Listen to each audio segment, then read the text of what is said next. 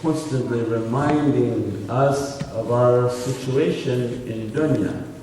Because as soon as we come and every moment of our existence is that we are a forgetful creation.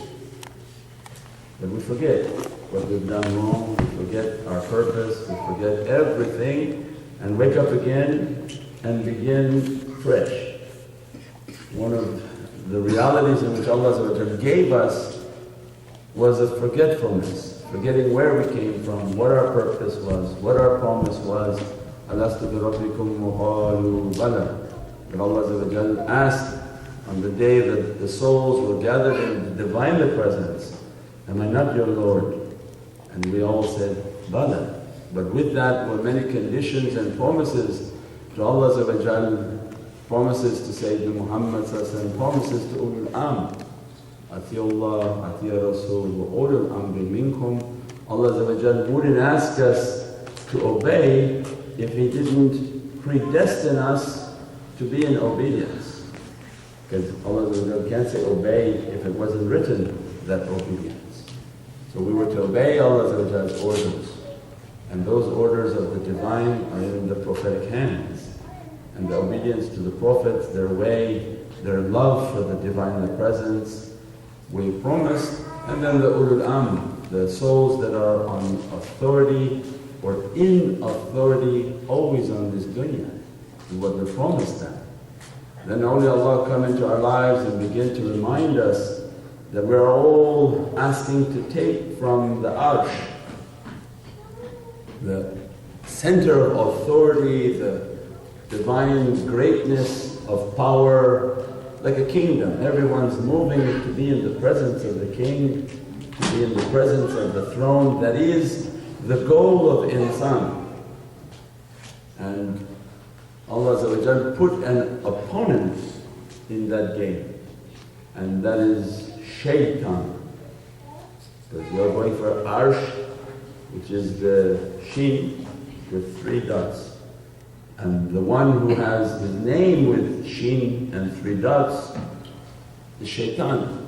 Those 3 dots, for those who know the huruf, it's like a W, and there's 3 dots above that in the Arabic letters. Mawlana Shaykh began to teach us that everything from the Divine Presence has a reality. It's not something random, it's not something wasted. Everything has an immense ocean of realities. Just one of the understandings to reach that Divine Presence, to reach the secret and the reality of the seen, because the seen is the W without the 3 dots. That we have to open the seen to open the sheen, to move into the presence of the arsh, means to move into the heavenly kingdom, to be in the company of those that are dressed by that Divinely light. But Allah puts an opponent and his name is Shaytan. And those 3 dots are his whole goal. Because Allah said, then in this dunya I have put a veil, a lock upon your ears. I have put a lock upon your eyes and a qiswa and a veil over your heart. And Shaitan's whole purpose is to keep the ears locked, keep the real vision to be locked, and that this blanket encompass over the heart, and the heart to be like ghurf, locked. Because if a khiswa is over the heart, it's like a little bird that you put a sheet over it, it can never sing, it never sees, it never experiences. And you have to tafakkur and contemplate when you are reading holy books and understanding holy knowledges.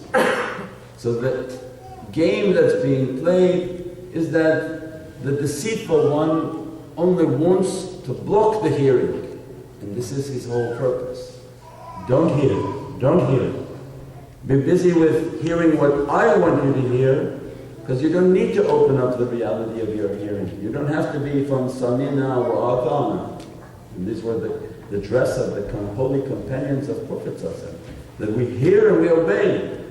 And they fulfilled ittiba. Atiyullah, Atiya Rasul, ulul amri minkum. So Satan, deceitful one, negative energy, whole game, because when we understand the game, we have to begin to understand ourselves in meditation and contemplation. He always wants to block my hearing. So he wants to be the only one that I'm listening to him only. So then anything that has to do with the benefit of my soul is going to say, don't listen to him, don't listen to them. You sit by yourself and listen only to me. I will sing to your ear and chant to you and teach you. And then the lock upon the eyes that the Divine and awliya are coming and teaching, Prophet teaching that whatever you bring from your eyes will occupy your heart. So then awliya came and said, keep a path of nazar bar qadam. Keep your eyes low, keep your eyes on your feet. Be worried about where you're going. Don't worry about anybody else, what their ticket is, what their life is. Allah is going to only ask you about you, where your feet went, not what other people's feet were doing. And now, in some of these crazy places, all they're worried about is other people's feet. Now, brother, put your feet here, put your feet back. Why are you worried about my feet? Allah is going to call you about your feet and where your feet go. And they teach you that you watch your eyes, because there's a lock upon your eyes and you don't really see what Allah wants you to see. We see only the illusion of the dunya. So if the ears are plugged, the eyes are blocked, most definitely there's a sheet over the heart. Means if there's a sheet over the heart, it becomes deadened. Not feeling, not sensing, not experiencing and not tasting these realities. And people again baffled that, okay, so he's coming after my ears, constantly he's going to be whispering, coming to my eyes, engage me in things that are forbidden. Look at this, look at that, constantly play with this, constantly play with that. And your eyes are so distracted, and as they're taking in these images, it's hurting the heart, because your eyes are eating them. And the energy of what your eyes are picking up goes directly into the heart. And they begin to teach us that he's playing a trick. And don't think that because you pray or you fasted or you go to masjid or you read Holy Qur'an that he's not there. He's actually very advanced. Because only Allah come again into our lives and say, Sayyidina Adam alayhi salam was taught, Allama ismat kullaha. And none of us reached the station where Allah taught us all the names. Kullaha. That Allah Isaiah have taught him all the knowledges. And Shaytan was in paradise and made him to fall. And then Prophet realized this is a big danger. That, Ya Rabbi, don't let me for a blink of an eye, blink of my eye, fall into the deceit of Shaytan. And I'm not doing something and he stays away. He's fiercely next to me. If he has the ability to enter paradise, enter the presence of a holy Prophet who was taught all the names, most definitely he's riding on top of our head. He said, that one was a hard one. You, I can ride you without even a bridle. I just hold your ears and we go left and right based on what I want. So then they teach us, keep a life of vigilance, to be aware. Don't think what you are doing you are protected. That this one is constantly whispering into the ears, constantly distracting the eyes, and all that he wants is to veil the heart. So when I know that this is happening to me everywhere I go in dunya, if it happened in paradise, then you begin to get the upper hand on what's happening. Because Prophet said, who knows himself will know his Lord. If we don't know the self and the game that's being played in this dunya, and we don't know the opponent, what he's coming after us with, what his purpose and his understanding is to keep us down, block the ears, block the eyes, veil the eyes, so that the heart never opens. As the heart opens for pious people, then their piety, the strength of their heart begins to unlock their ears, and they hear their deep consciousness. They hear what the Divine wants from them through the holy voice of the Prophets, through the inspiration and the guidance of pious people. Means they're humble enough to follow that guidance, follow that teaching, because their ears are directly related to the softness of their heart.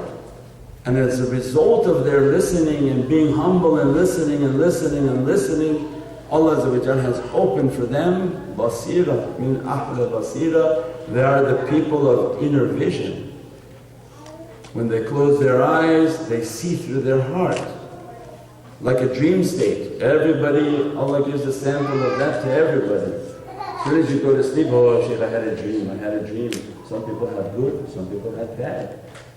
That's a basira, but requiring you to reach a state of death. Because sleep is like a mount. And when your ego sleeps, Allah is granting you a vision. A khash, an opening, an understanding, some sort of witnessing. But that's to give us the understanding that the ahlul basira, the people of the open hearts, they don't need to sleep to do that. Some can close their eyes and see through their heart, or they don't need to close their eyes and they see through the power of their soul. Means that these are the realities that Allah wants for the soul. And so then the deceitful one, all he wants is for never that to open. Because they said one real believer whose heart is open and he's learned is like 1,000 ordinary believers. And his darajat is 1,000 darajats higher. Because of the 1,000 men, he has a difficulty against shaitan. Means he can inflict a tremendous difficulty against shaitan. So he doesn't want anybody to reach that reality. This is the game. If this is the game, then every time something happens, you begin to take your muhasabah, your accounting. I want to go for the remembrance of Allah. Oh, why you have to sit with this one, that, this, and then write those down. Who's saying that? Your soul? Allah? No, the deceitful one who's sitting on the back and says, you don't have to go anywhere. You sit, I'll make zikr for you. And you find yourself doing something heedless and shameful, or something of no benefit whatsoever, and we are accountable for that time we had in life. Means then why you don't go learn from them, why I need to learn from them and find every possible wrong in it, and then you write it, you write. And why is he saying this is wrong? Who's saying it's wrong? Because the one who's riding on my shoulders, he doesn't want me to hear anything from the truth. And he doesn't want me to learn anything from the truth. And he doesn't want me to see anything from the truth. He doesn't want me to be trained to close my eyes and lower my gaze and open the vision of my soul, because at that time I'll see him. When I open my ears, what do I begin to hear? His whispering. Whispering like thunder. And then they become and teach you that you know when you're being whispered to. The majority of time that you're being whispered to is in the toilet. And your imam is in the bathroom. Your imam is not on your sajada. And your imam is not at the center. Because they know the secrets of shaitan.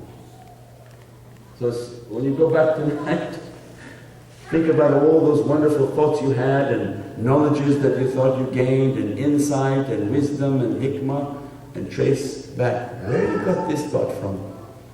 It was wisdoms.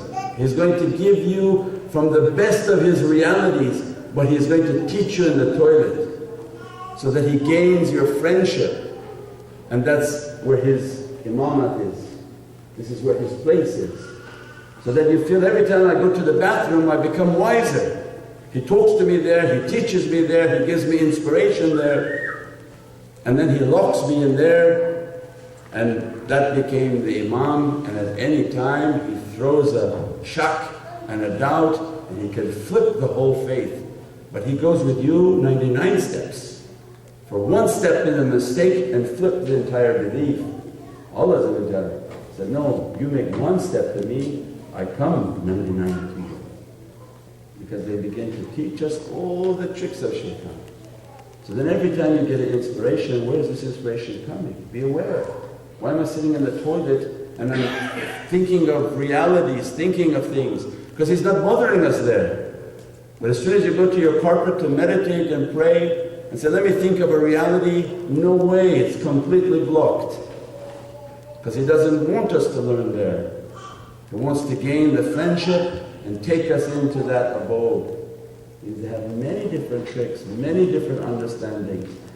So then as soon as we understand this game and this reality, then we start to write, why I'm feeling I can't go there, why I shouldn't listen to them, why I shouldn't study from them, why shouldn't I eat and drink from that reality? And then we find it's the deceitful one, that he doesn't want us to reach that reality. He wants us to be deaf, dumb and blind, and like a monkey lead us to slaughtering. Because when we don't know, we don't see, we don't feel, then we don't know what we're in store for. We pray that the ahlul basira, the awliya Allah send their madad, send their support, that this support has to be so tremendous and so powerful, because as soon as this light comes, the deceitful ones, they change guards. That you had a small level one until you decided to come through this door. As soon as you began to pray or to fast or to read Qur'an or to be from the zikrullah, that one was fired, and a much more powerful one, much more experienced one comes. Says, I know how to deal with this one, and they send a munafiq shaitan. Because unbelieving shaitan, he can't enter into a holy majlis. But munafiq shaitan is going to flip everything back and forth. He can sit with them, pray with them, everything. But always throw doubt, always throw all sorts of confusions into the heart. Many hadiths from Prophet. He told the companions, you see this one? I see the scabs of shaitan upon him. Go after him and give him an order to do something to that person they saw. He walked into the mosque, he prayed with perfect prayer, he recited with perfect qira'at, he finished, gave his tayyat salams and left. And the Sahabi was right behind with the order from Prophet. Prophet said, what happened? That was shaitan. So they couldn't. He was praying perfectly, he was reciting perfectly. Means shaitan has the ability to enter everywhere. And he puts his deceit and his doubt and everything to block us from our reality. And then awliya Allah and pious people are sent into dunya to open that reality. Open your hearing, open the levels of knowledge and understanding. Practice the closing of the eyes to open the eyes of the soul and to lift the veil off the heart, so that that dress and that light can begin to bless us. Subhana rabbika rabbil izzati amma yasifoon. Wa salaamun al mursaleen.